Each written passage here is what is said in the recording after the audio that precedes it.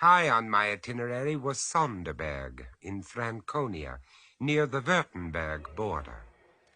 Sonderberg tends to get overlooked by the main tourist trade, yet it is one of the most complete examples I know of a medieval market town which has survived comparatively intact. I checked in at one of the local hotels late one afternoon, and while they were getting my room ready, I sat down at one of the little tables near the door and ordered a drink, a large tankard of their local beer, actually. At the next table sat a young couple, whispering intently, but their voices were angry and out of control, and as I sat enjoying my beer, it was impossible not to overhear that they were deep in some childish tiff. Beth, for God's sake, stop talking nonsense. How dare you say it's nonsense? It is nonsense, and you know it. I never even looked at the damn woman. I don't know how you can be so callous. Did you see how disgustingly fat she was? I tell you, I didn't notice her at all. Liar. Oh, shut up. Oh, God, what a start to married life. Oh, look, Beth, you're tired. I'm tired. It's all been a strain. Let's not say things we'll be sorry for. Let's have an early night. The next best thing to your German Hausfrau. Oh, for the last time, I didn't fancy her. If you're going to carry on like this every time I look at another woman, you'd better tear my ruddy eyes out. Ah, so now you admit you looked at her. Oh, for heaven's sake. The young man glanced uneasily in my direction, obviously wondering if I'd become an involuntary eavesdropper. Of course I had, and I certainly had no intention of making myself scarce. Isn't this a charming town? Yes, charming. Delightful. You on vacation? No. Yes. That is, We're on our honeymoon. Oh, are you? Are you indeed? Well, what an ideal place to spend it. We haven't exactly succumbed to its charms yet. We've only just arrived. Well, give it time. Sonderberg is a step back into the past. It takes a while before its charm begins to work. It's certainly quiet enough. I was here once years ago, and I always promised myself a return visit. Then it seemed like an oasis in a desert of insanity. Yes, I suppose so. Except, of course, that Sonderberg has had its own fair share of horrors, you know. Oh, that's good. Oh, what delightful beer this is. So refreshing. Do go on, please. Well, the castle, do you see it up on that rock? Yes. Look through the window there, see? Oh, yes. Well, that was taken over as a headquarters for the Inquisition. Oh, the poor wretches who were incarcerated and tortured up there. I saw the castle as we drove in. It was beautiful, but it made me shudder. It's not surprising. The Inquisition left several pleasant little mementos, all in as good a state of preservation as Sonderberg itself. You must visit the place while you're here. Well, that is, if you're not squeamish. Squeamish? Look, I've got an idea. Why don't we join up and go round the castle together tomorrow? Well... Please do. Oh, unless, that is, you're already busy. Well, no, but... We'd love it, wouldn't we, Beth? Yes.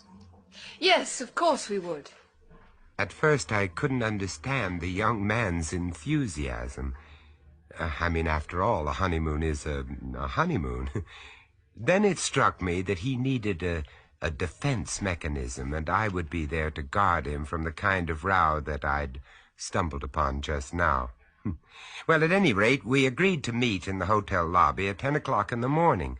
As events turned out, I needn't have worried about breaking the idyllic atmosphere, because as we were about to set off... Good God, it can't be. Price, it's you. It really is. Hello, Malcolm. Now, what are you doing in this neck of the woods? Don't tell me they forced you out of the rat race at last. Malcolm Rivers was one of the world's prize bores.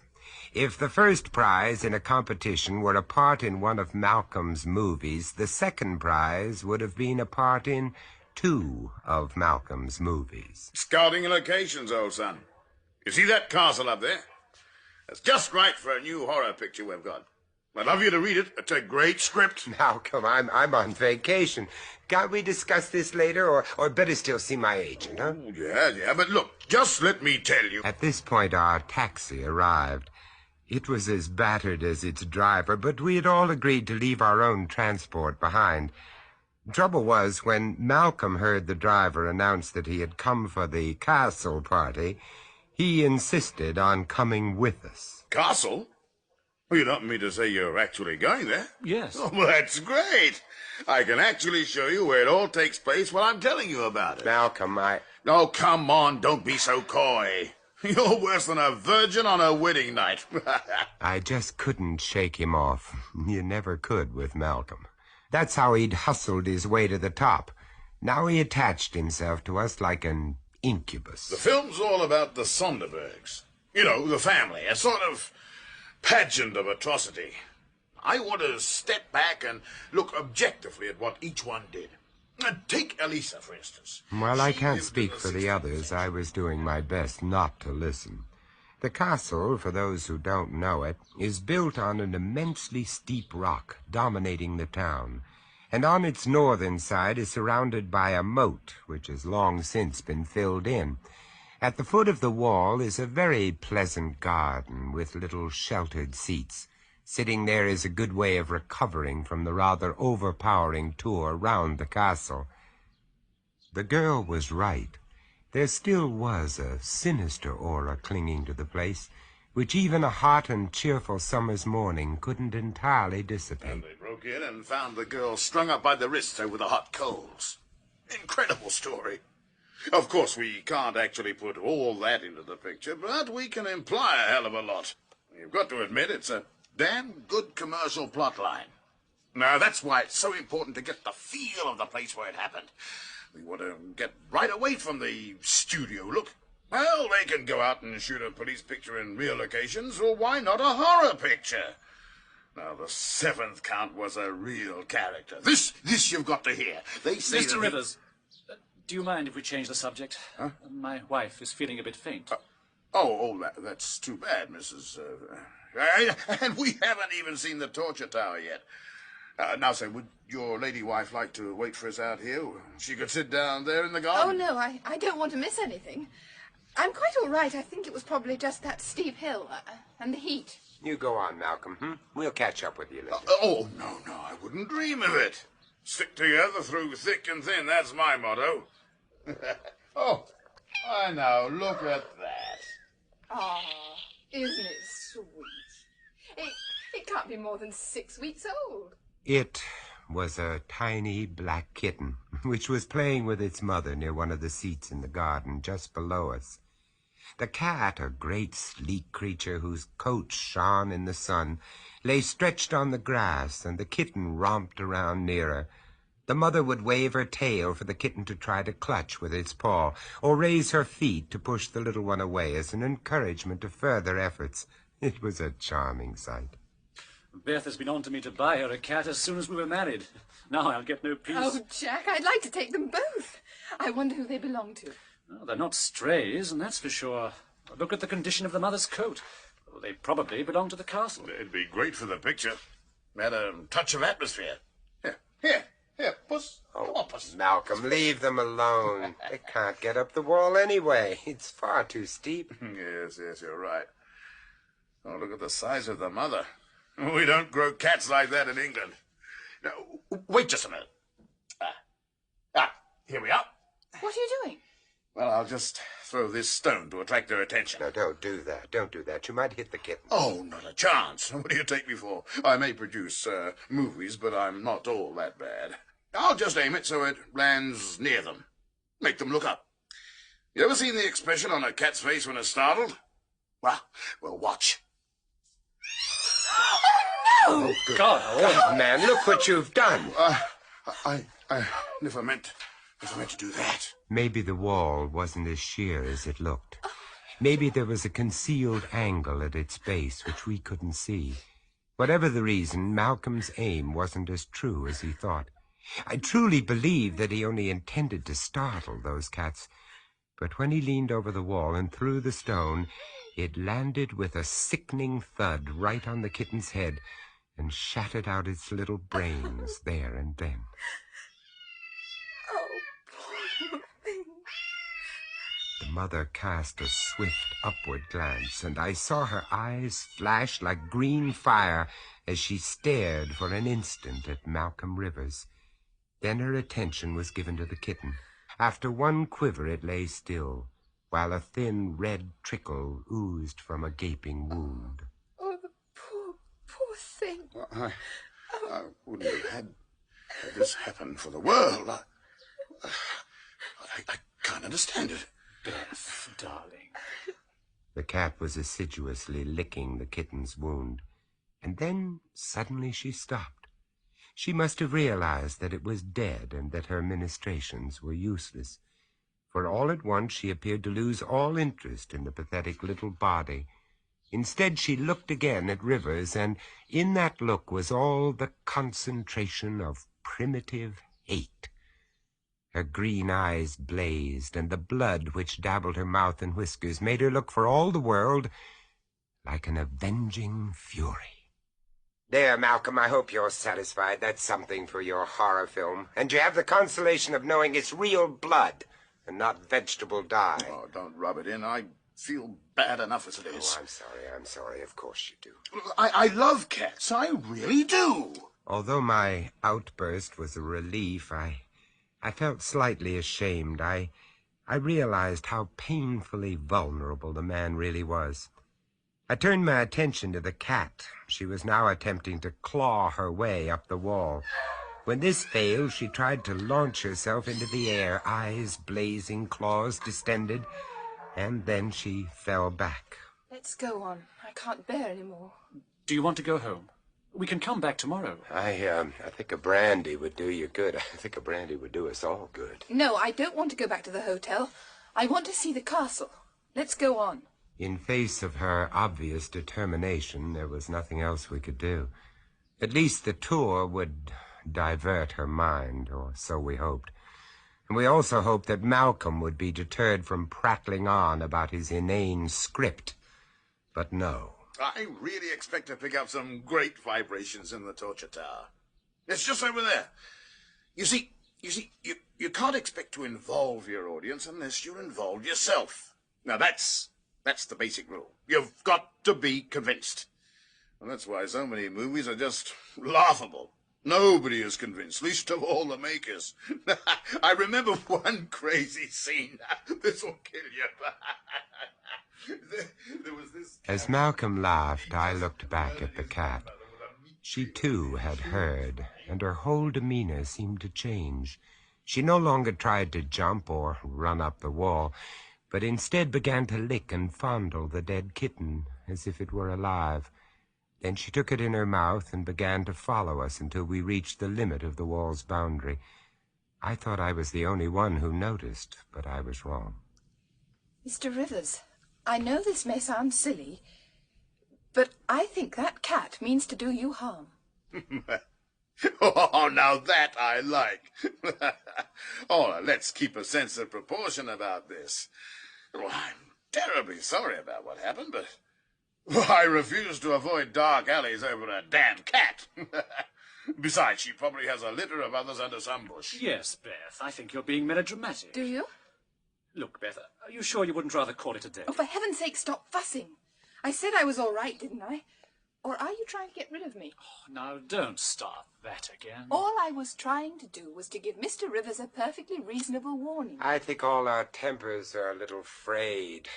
Well, here's the tower entrance. Shall we go in?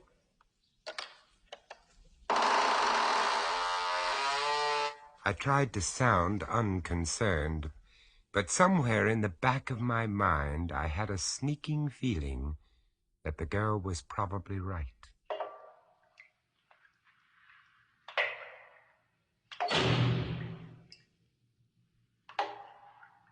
At first we could see nothing.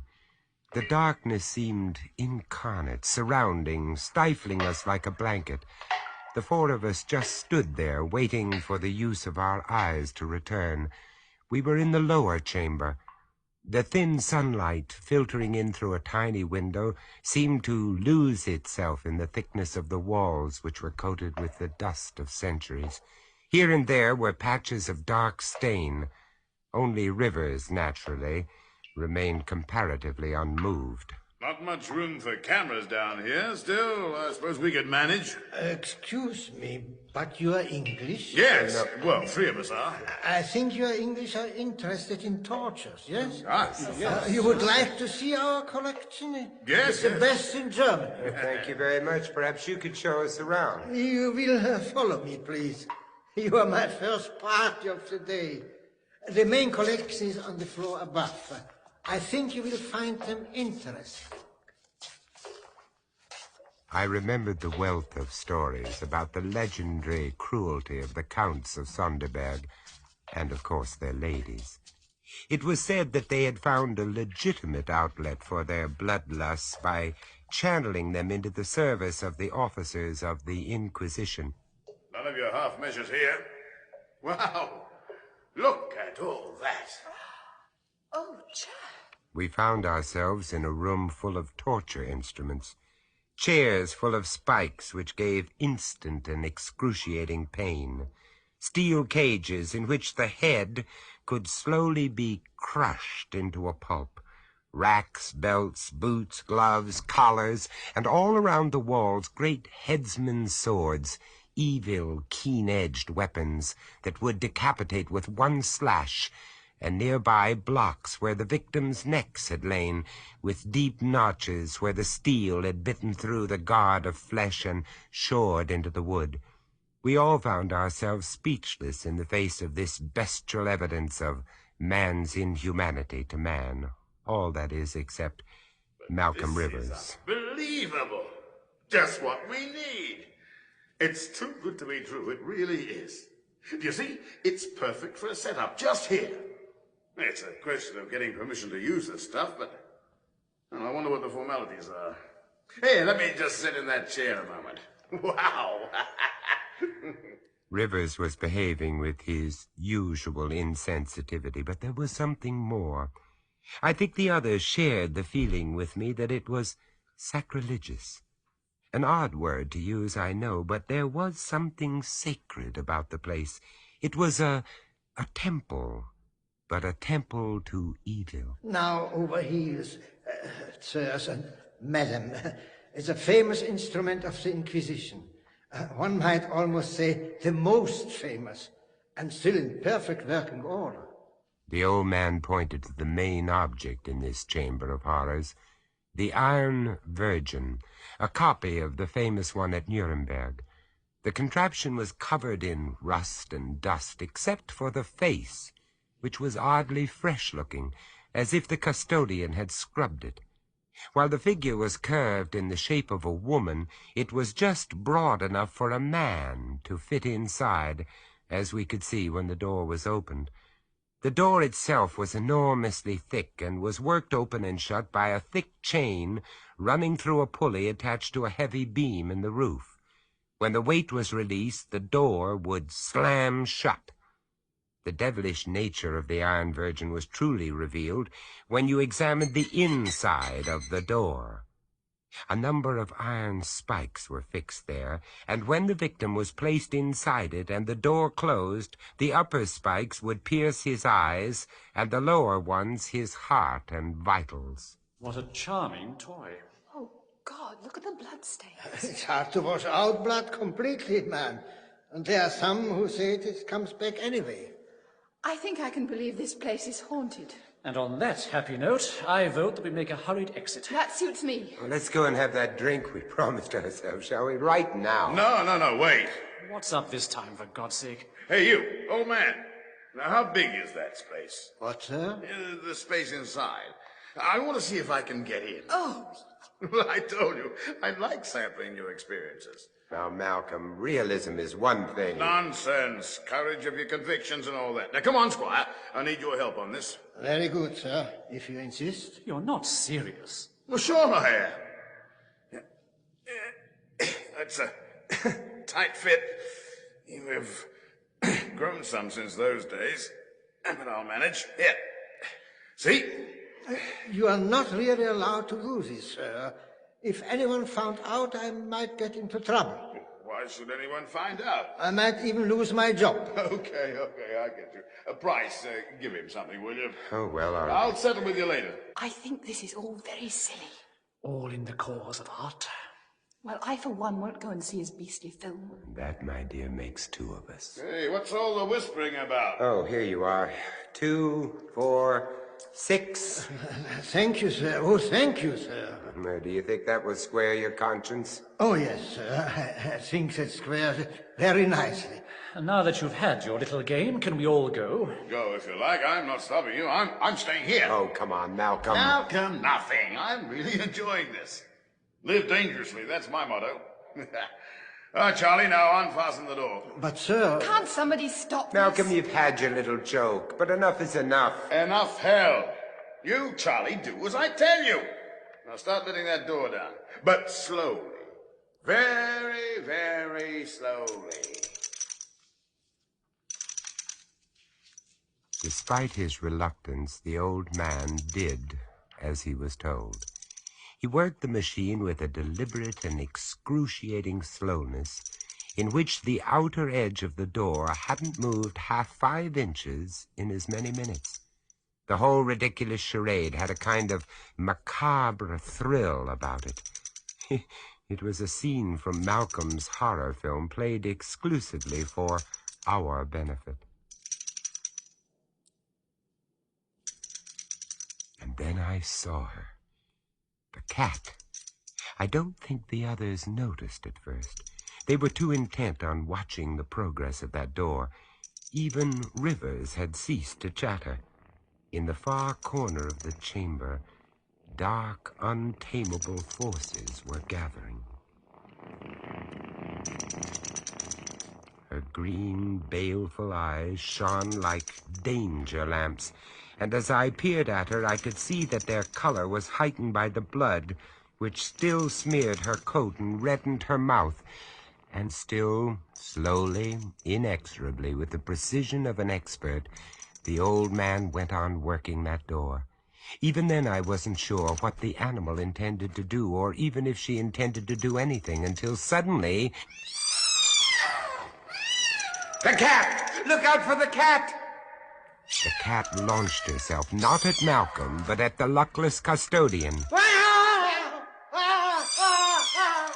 Her eyes blazed with ferocity. Her hair bristled till she seemed twice her normal size. Her tail lashed out like a tiger's when the quarry is before it. The cat's claws found one of his eyes, and I actually saw her tear through it and down his cheek, leaving wide bands of red where the blood seemed to spurt from every vein. Oh, Jack! Oh, God! Look out! He can't hold it! With a yell of agony and terror, the man leapt back, dropping the chain which held back the door. It ran like lightning through the pulley block, and the massive door slammed shut. In the instant before the door had closed, I saw Malcolm's face. His eyes stared as if dazed, and for once in his life, he was speechless. Jack! Help me get the door open! For God's sake, help me! I'm coming! Beth, stay where you are. For God's sake, don't look. The end must have been quick, for when we managed to wrench the door open, the spikes had done their work. They had pierced right through the skull, so that as the door opened, the body came with it, and he fell to the floor, face turned upwards. Get your wife out of here. She needs air. I'll attend to the old man. Right. Oh,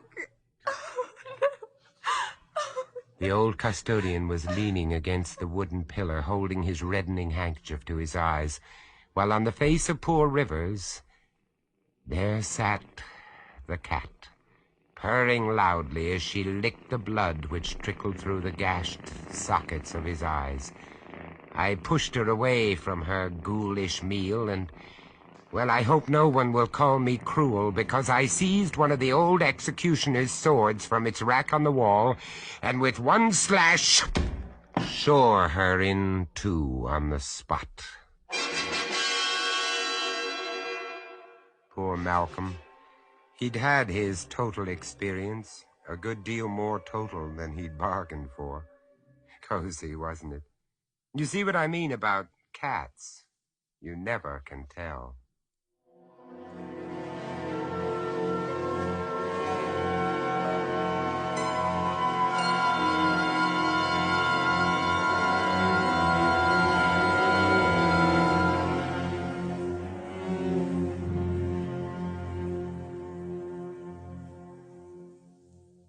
That was Vincent Price, bringing you The Price of Fear. Also starring in this story, Cat's Cradle, were Kenneth J. Warren and Frederick Schrecker, with John Sampson and Bonnie Harron. Cat's Cradle was first recounted as The Score by Bram Stoker, dramatized by Richard Davis, and produced by John Dias.